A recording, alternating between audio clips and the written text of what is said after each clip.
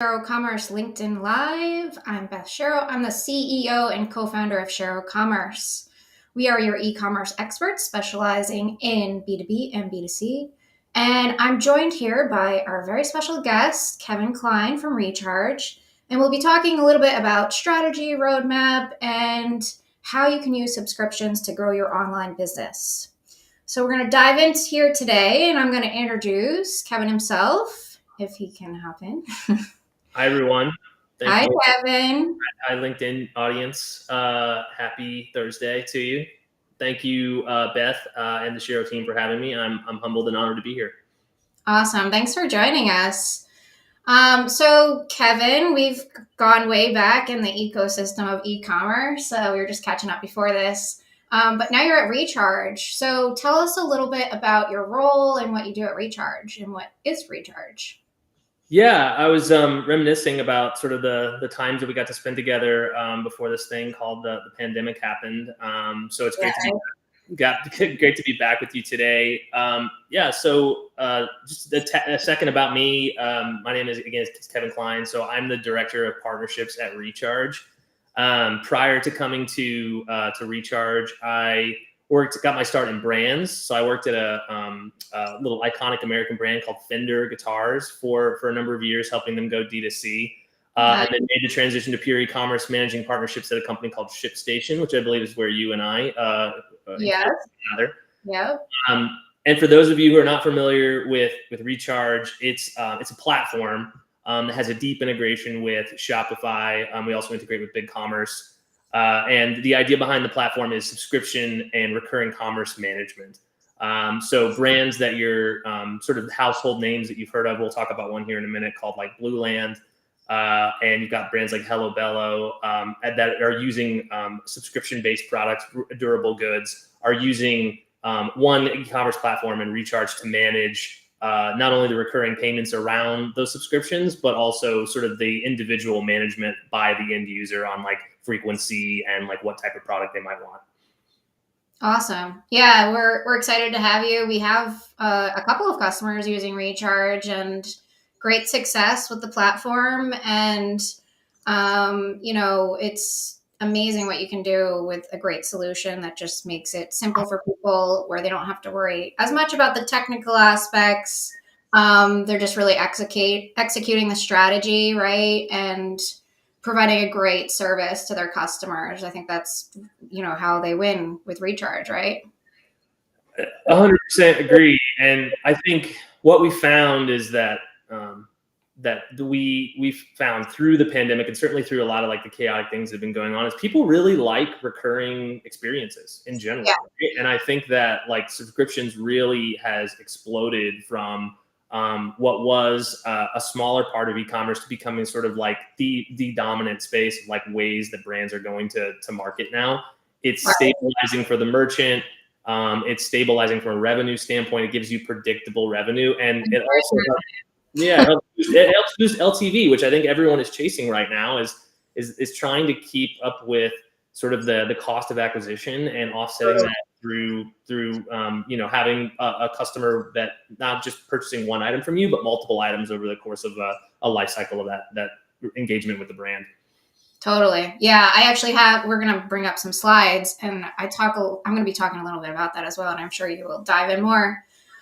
Before we bring up the presentation, so many events going on this quarter, NRF, kicking off this weekend, going into next week. I'll be there. It sounds like you're going to be going.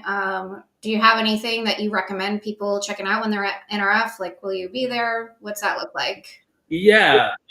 So I will be at NRF. Recharge does have a pretty sizable presence out there. We have an event happening Sunday night. I've posted, if you go on my LinkedIn, you're able to check it out. We're hosting kind of an unofficial kickoff party on Sunday night that I would encourage everyone to come to. By all means, if you're not connected with me on LinkedIn and you'd like to sync up and have some time, please connect with me, DM me. Love to sit down and meet with the great partners that we have. Meeting with a lot of merchants while we're out there as well. It's sort of like the most exciting event because it's first. And I think everyone everyone's sort of like the sleepiness from the holidays are over and everybody's ready to get back to business. And so, Fresh off the dust, yes. NRF has this sort of energy to it that that I'm really looking forward to. Yeah, absolutely. And it's a great way to kick off the year and see the momentum, and I feel like, to your point, since, we've known each other over the years, like with the pandemic, events have changed so much. So it'll be interesting now, another year past the pandemic, like what is it going to look like, right? And how are people going to find that valuable, and what are they looking for now? I think it's a very different environment for events for sure. So awesome. Well, hopefully some people can join, and that's a great opportunity. If they have questions about Recharge and they're in the New York City area, they can just stop by to your event. That's great to hear. We'd love to have you. Awesome. Okay, cool. Well, I have this whole idea for these LinkedIn Lives that I want to kind of target certain topics and talk about them each quarter. So this first one, kicking off the year, I'm talking more about strategy, and we'll keep talking about strategy in general this quarter. And I wanted to tie it to what you guys are doing. So I just have like a couple of things to chat about first, Kevin, before we dive into like, what does this mean from a subscription standpoint, and how can you contribute to this? So we have planning for e-com strategy in 2024. The reason I'm highlighting this is it's actually quite interesting as we evolve our company and talking to different customers. The digital maturity of different customers varies so much. There are some that are like killing it with their digital strategy, and others that are just like really struggling and they need a lot of support. So I just thought it'd be simple, like just talk about the basics, and then see how you can tie subscriptions into strategy. So I'm just going to dive in here today. Just a couple of quick slides so we don't bore people too much. So I think the reason why this is so valuable is when you're working in an organization, and some of you maybe can feel this pain point, but there's so many different things that different stakeholders need or want, and the way they communicate them is so different, right? Like you have the executive team that's focused on the money, you have the team below them that's executing, that is more worried about the day-to-day operations or technical things, and they're not always able to communicate properly, and it breaks down. And then you're dealing with technology that's a whole different language. So I just think highlighting that and naming that everybody struggles at some point of a breakdown of communication in business, and how important it is to communicate and align on your strategy and goals is critical to your success. So I've talked about this a bit in the past, impact mapping. This is a really simple formula if you're just kind of struggling and you need a way to refocus your strategy. And, if you've already executed your strategy for this year, excellent. And if you haven't, just some quick tips. Always think about why you're doing what you're doing, who's going to do what, how, and what. I know it sounds so simple, but sometimes that gets lost in the chaos, or you're struggling and you just kind of need to refocus. So I just kind of wanted to share that, and also talk about, what does it look like at a high level? So first, you need some data to understand what your digital strategy should be so you can develop a roadmap. And the data can come from your internal business. The data can come from the outside. There's a lot of different ways to approach that. And then from that data and from gathering information from your team and your customers, then you develop your KPIs, decide what projects are going to execute those goals. Obviously, evaluating cost and impact is a huge piece of this. And then naming risks and blockers is so big, because you want to get ahead of that, and also just be aware of what people are worried about on your team. And then from there, you create a plan and roadmap. So I know on paper it looks pretty simple, but sometimes people are struggling with this. And then just to tie it to Recharge, I was really thinking about this, and a lot of our customers are asking questions about subscriptions, why and when to use them, how to get started. So it's just kind of like brainstorming here, and wrote out some ideas of when subscriptions, from what I've experienced, make sense in a strategy. And maybe you'll have more to comment, Kevin, on this, but client retention is huge. Like we talked about, recurring revenue. the customer experience, making sure you can retain the customer, convenience, pricing, even creating a sense of community, I think is really helpful for some brands. But I'd love to hear your suggestions, thoughts. What's your take on this?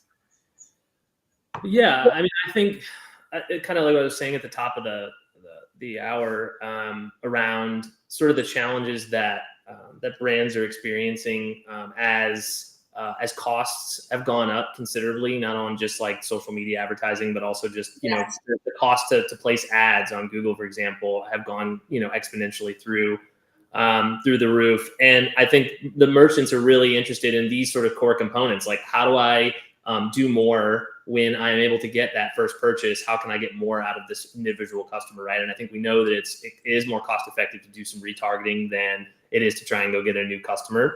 Yes, I think, absolutely.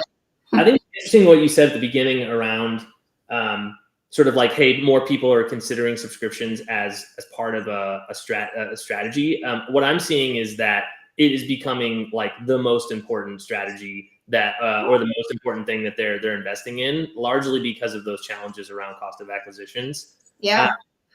they also want to understand their customers better. I think there's a real desire from a data perspective to Right. have a better understanding of like their customer base, what drives them, and get to the point where they can increase that relationship. And so I'm almost thinking of I've started calling it recurring commerce. Yeah.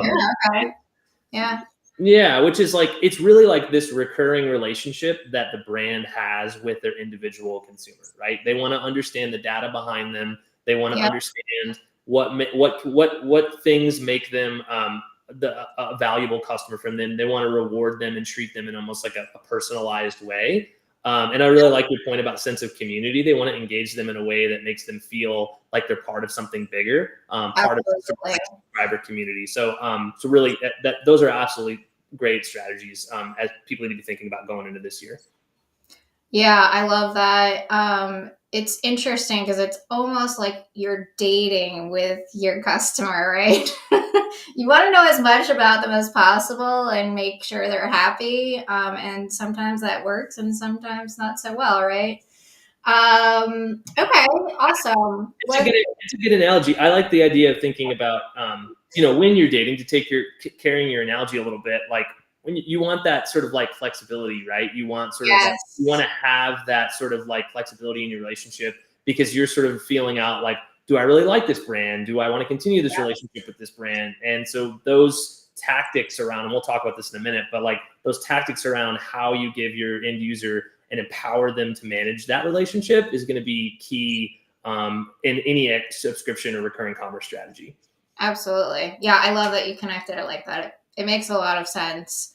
Um, cool. Do you want to talk through some of the things at Recharge that you're doing that you find to be successful and, that maybe some case studies?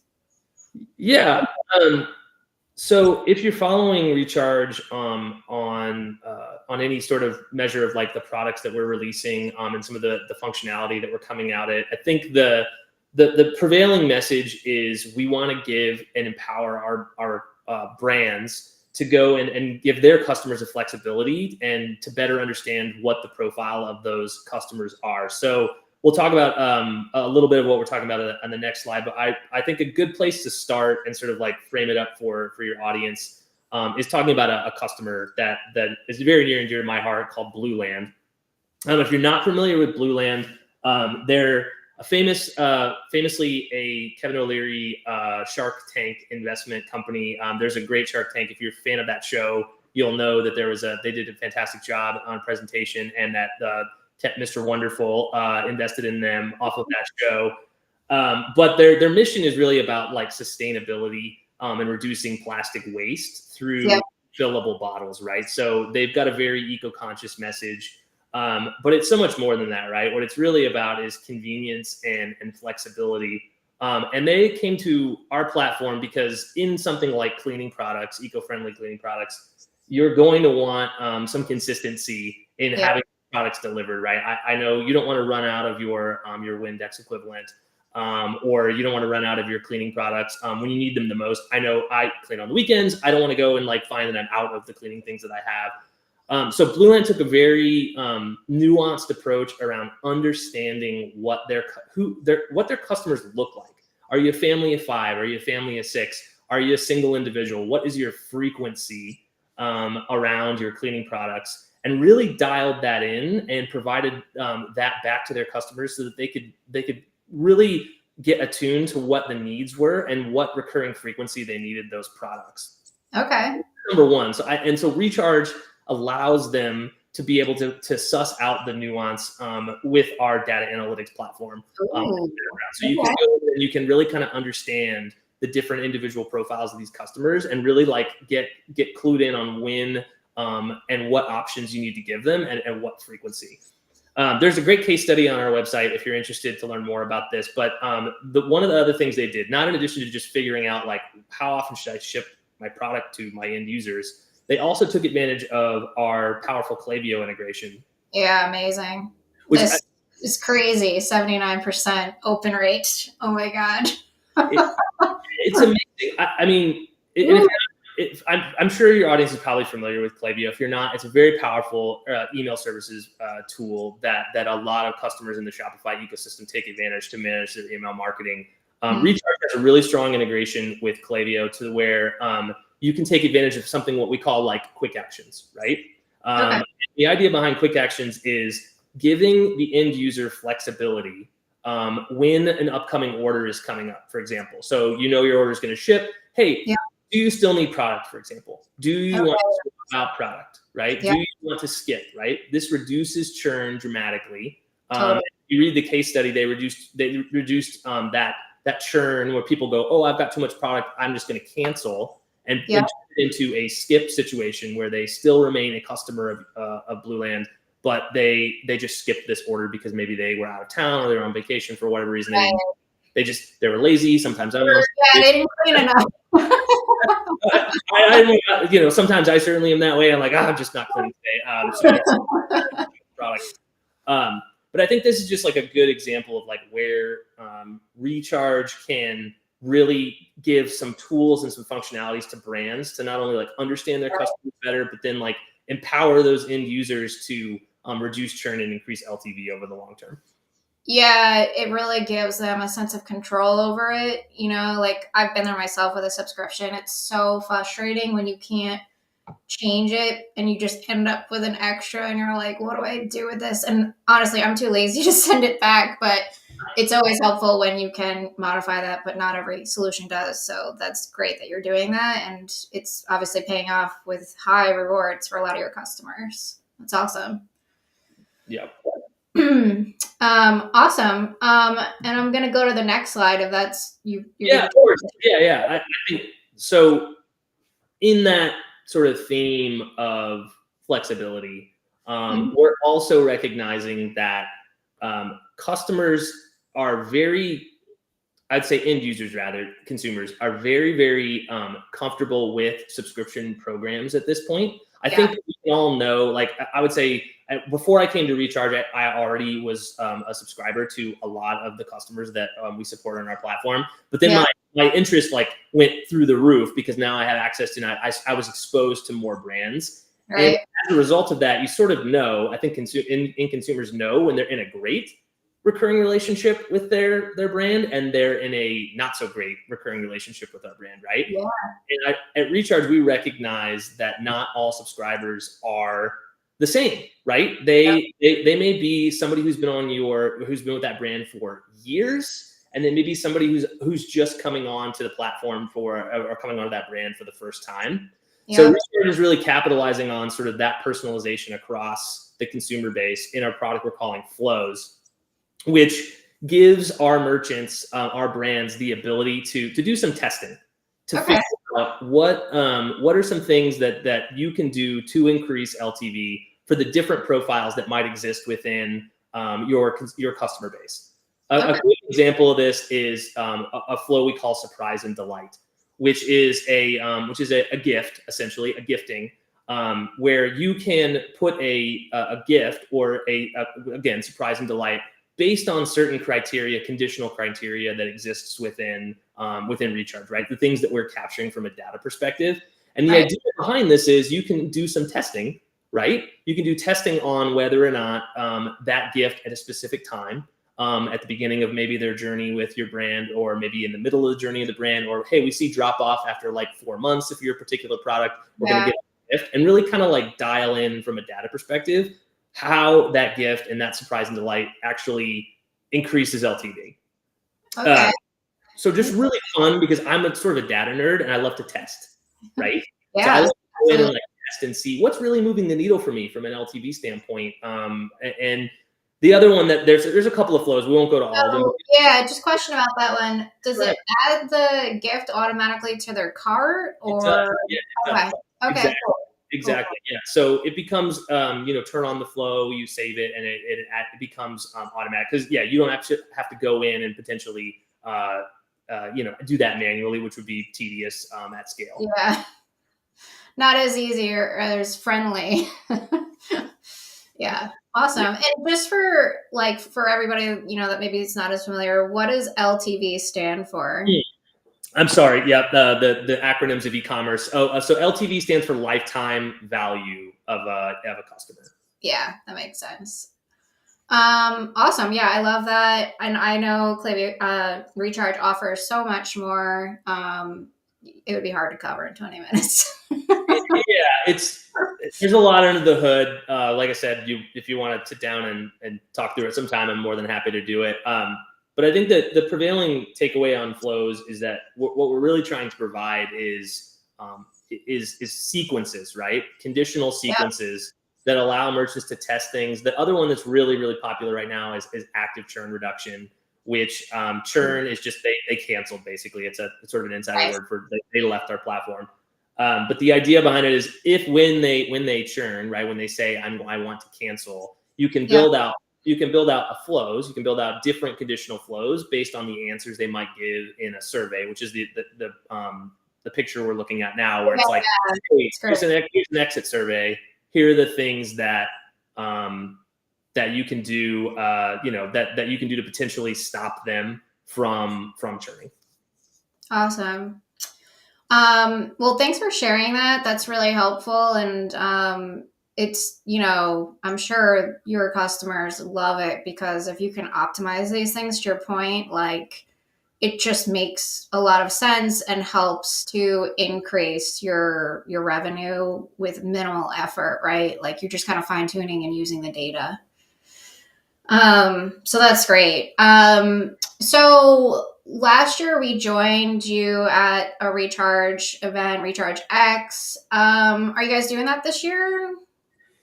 Yeah, so very exciting. We actually just this week announced that ChargeX is coming. We're doing it again. It's our annual user conference. So this year is called ChargeX Amplify, which is, I think we're seeing now we're amplified it moving forward, right? So it's in San Diego. It's April 29th through May 1st. And we encourage people to come if you're in the area. If you're interested in Recharge. Tickets are available. You can just type in ChargeX Amplify, and you'll see not only the information about the event, but also some speakers. I'll be there. Selfish plug. I'll be there. So more than happy to meet and engage with anybody who might want to join us. Awesome. Okay, that's exciting. Anything else you want to share about Recharge events, initiatives before we wrap up today? No, only to say that, well, first of all, thank you for the opportunity to speak with you today, Beth. And I'm a really huge fan of Shero. All I would say is that if you're interested in learning a little bit more about Recharge, if you're interested in like, hey, how do I build in recurring revenue into my business? I am more than happy to kind of talk through. What we're seeing is that recurring commerce isn't just for these like sort of like staple industries that I think we're all like familiar with, like, wellness and beauty. It's what we're seeing is like recurring commerce can be built into just about any vertical. It lends itself specifically to specific verticals, namely durable goods, right? Because there's like a reusable aspect to it. But we're also seeing it really take off in pet care, for example, where there are these sort of like repeatable experiences. So I often talk with merchants who go, I don't know how I'm going to build subscriptions. We do this. We're not really made for subscriptions. Oh yeah, I agree.